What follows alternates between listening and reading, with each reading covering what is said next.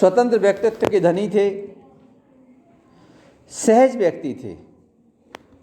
इनकी कविता में एक सहजता है, साधारण सी बात कह देते हैं, बहुत कठिन से कठिन बात को बहुत ही सरल भाषा में इन्होंने लिखी है।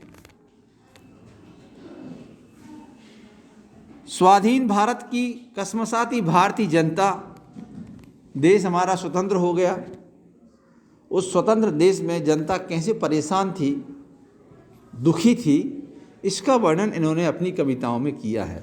एकदम साफ साफ बात है, सीधी सीधी बात, बुरी लग जाए तो लग जाए, सीधी और खरी बात करने का इनका था। ये इनका भाव पक्ष है। कला पक्ष में इनकी भाषा शैली एकदम सरल, ये कला पक्ष होगा। स्पष्ट और मार्मिक प्रभाव छोड़ने वाली, मन को अच्छी लगती है जो ऐसी भाषा का प्रयोग इन्होंने किया। हिमालय गए और देखा उन्होंने कि अमल धवल गिरी के शिखरों पर, हिमालय में बर्फ के बहुत ऊंचे ऊंचे पहाड़ होते हैं। ठंडी जगह है, ऊंचे ऊंचे पहाड़ है, सब सफ़ेद दिखाई दे रहे हैं। कहीं छोटे पहाड़ हैं, कहीं ऊंचे पहाड़ हैं, और वो ऐसे रहते हैं। पानी उनमें से कभी पिघलता भी है तो ऐसे ऐसे पहाड़ होते हैं, नोक वाले पहाड़। तो इन्होंने देखा वहाँ जाके, हिमालय पर्वत पर जाकर क्या देखा, एकदम साफ स्वच्छ सफ़ेद पर्वत हैं, और इन्होंने उनकी चोटियों को देखा। शिखरों, शिखरों मतलब होता है उनकी चोटी को देखा, सबसे ऊपर देखा। और वहां पर इन्होंने एक और खास बात देखी, बादलों को आते और जाते हुए देखा। बहुत सुहावने लगते हैं वहां बादल, क्योंकि बादल वहां नीचे रहते हैं, वो टकराते दिखाई देते हैं उन पहाड़ों से। और जब बादल पहाड़ों से टकराते हैं तो कभी कभी बरसात होने लगती है। जब बादलों, पानी वाले बादल टकराते हैं तो पानी गिरने लगता है, और ऐसे ही बादल टकराते हैं तो हवा से वो टकरा के और दूसरी जगह से निकल जाते हैं। सारे बादलों में पानी नहीं होता। तो बादलों को आते और जाते हुए नागार्जुन जी कहते हैं, मैंने देखा है, छोटे छोटे मोती जैसे, मोतियों के समान, मोतियों के समान छोटे, क्या देखा, उसके शीतल तुहिन कणों को, छोटे छोटे और मोती के समान, मानसरोवर के उन स्वर्णिम कमलों पर गिरते देखा। अगर सुबह अभी भी उठो आप लोग तो जो भी छोटे छोटे पौधे होंगे उनमें ओस के कण दिखाई देंगे, और वो चमकते हुए मोती की तरह दिखाई देते हैं। तो ऐसे इसी में कहा गया है कि वहाँ पर जहाँ मानसरोवर है, वहाँ मानसरोवर के तालाब है, उन तालाब में कमल खिले हुए हैं। उन कमल के फूलों पर, कमल के पौधों पर मैंने मोतियों के समान ओस के कणों को गिरते हुए देखा है, और साथ में वहाँ मैंने बादलों को आते और जाते हुए देखा है। सभी ठंडा, पूरा प्रदेश ठंडा है, वो ओस के कण भी ठंडे हैं। मैंने ये सब देखा।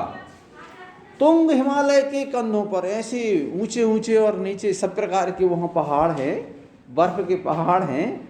उस ऊंचे हिमालय पर्वत के कंधों पर छोटी और बड़ी कई झीलें हैं, जिसमें पानी भरा हुआ है, झीलें हैं। उनके श्यामल नील सलिल में, और पानी कैसा है, नीला दिखाई दे रहा है, क्योंकि आसमान की छाया पानी में दिखाई दे रही है, तो वो नीले नीले दिखाई दे रहे हैं। नील सलिल में समतल देशों से आकर पावस की उमस से आकुल, तिक्त मधुर विस्तंतु खोजते हंसों को तिरते देखा है। समतल देशों से, जहाँ देश कैसे हैं, वहाँ की जो धरती है कैसी है, सब ऊंची नीची नहीं है, समतल है। हिमालय के नीचे की धरती समतल है मान लो, बरसात होती है तो पानी आने लगता है, तो वहाँ के जो हंस हैं वो कहाँ चले जाते हैं? ऊपर पहाड़ों पर चले जाते हैं। तो पहाड़ों पर पावस की यानी गर्मी की उमस से निजात पाने के लिए ये ऊपर की तरफ आ गए हंस। कैसा पानी है? नीला पानी है। नीले पानी में गर्मी की उमस से व्याकुल होकर ये हंस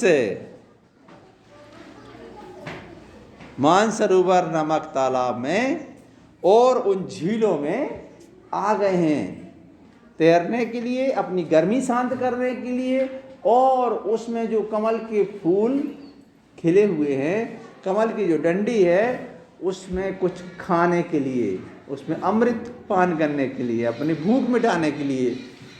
तीखा, वो कहते हैं कि वो तीखा भी लगता है और मीठा भी लगता है, तिक्त मधुर, जो तीखा भी है और मीठा भी है। ऐसे भोजन को खोजने के लिए उन कमल के फूलों के पास पहुंच गए हैं। कौन?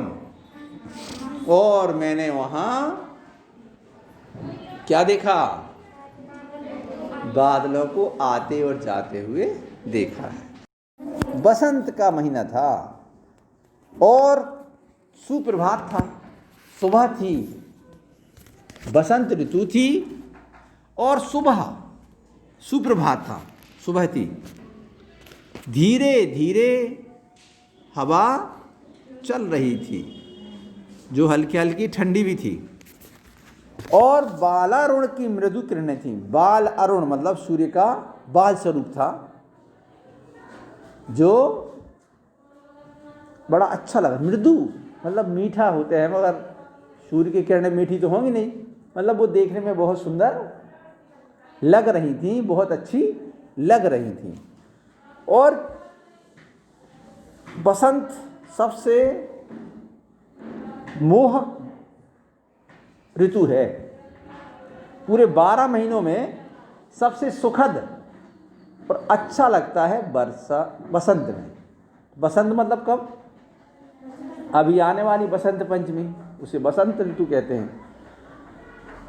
तो उसका सुबह थी, बालक सूर्य निकले ही थे, और आजू बाजू में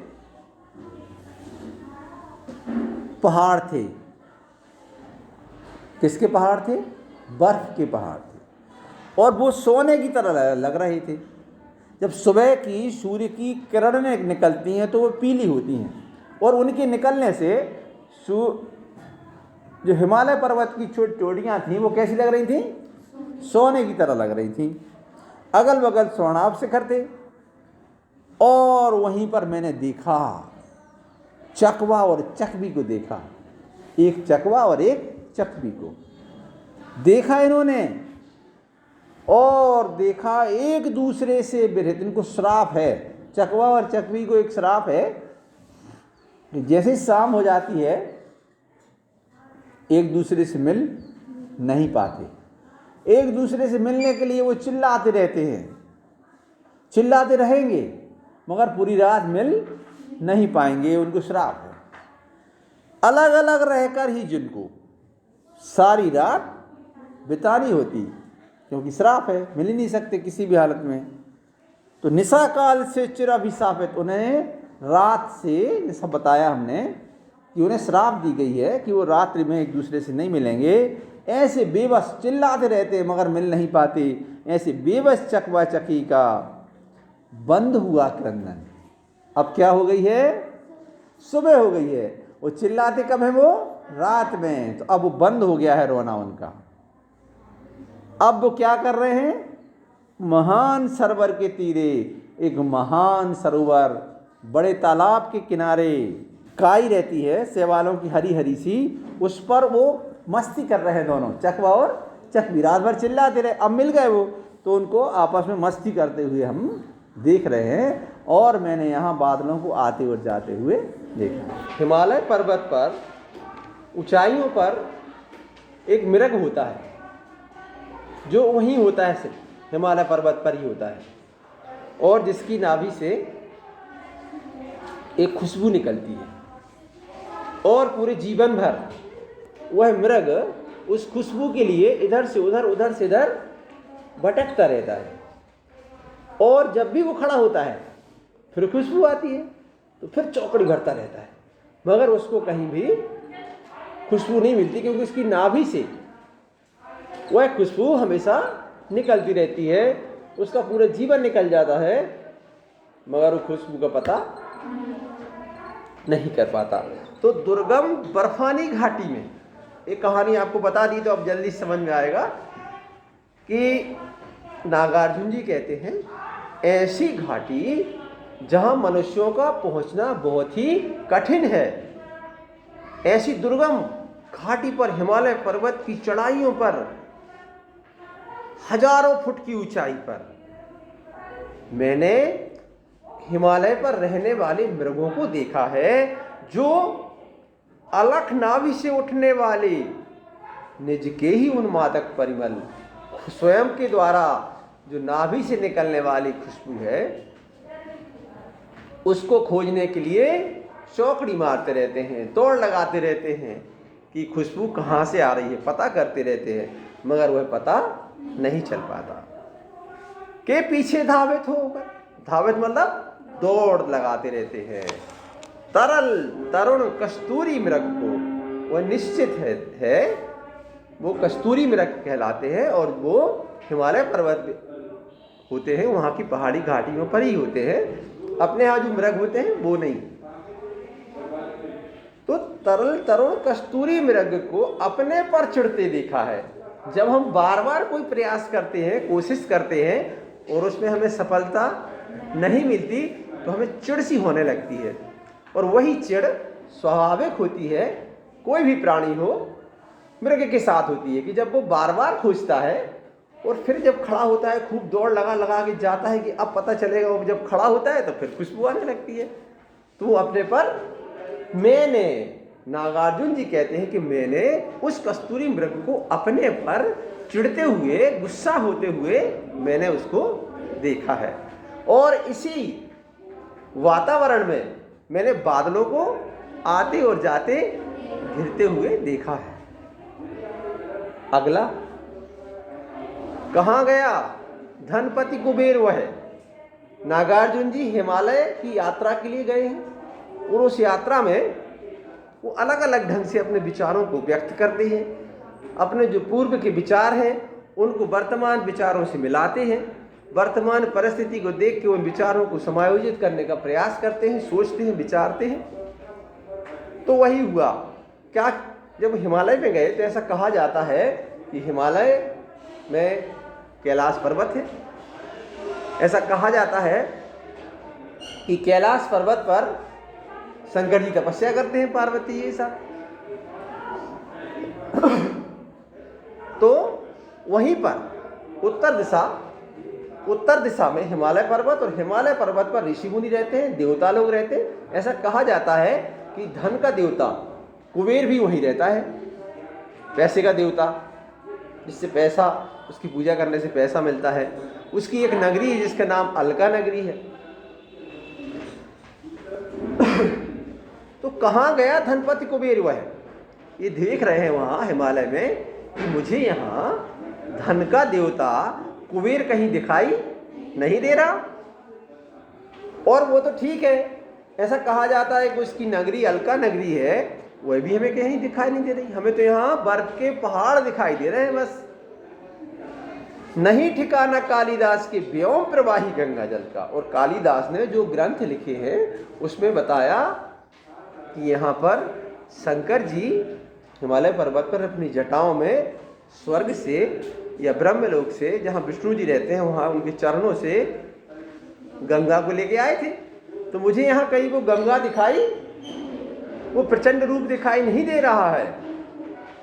कालिदास ने अपने ग्रंथों में जिस प्रकार से हिमालय का वर्णन किया है वह हिमालय हमें यहाँ दिखाई नहीं दे रही है। मैंने बहुत ढूंढा।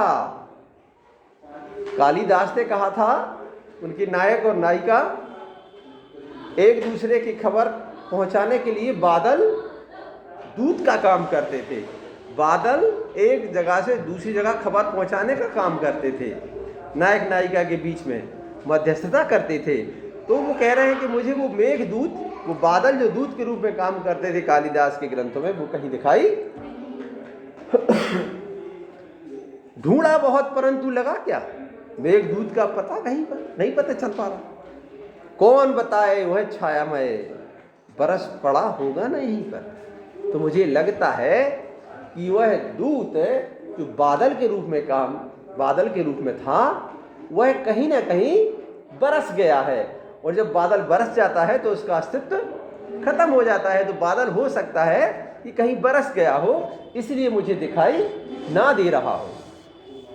मगर कौन बताए, मैं यहाँ खड़ा हूँ, मुझे कौन बताएगा कि कहाँ बरस गया बादल। अरे मुझे लगता है कि सब कवि की कल्पना है। जाने दो, हम भी कहाँ झंझट में पड़े हैं। यहाँ नागार्जुन जी अपने आप से कह रहे हैं कि मैं कहाँ इस झंझट में पड़ा हूँ। हो सकता है यह कवि ने अपनी कल्पना से ये बना लिया हो।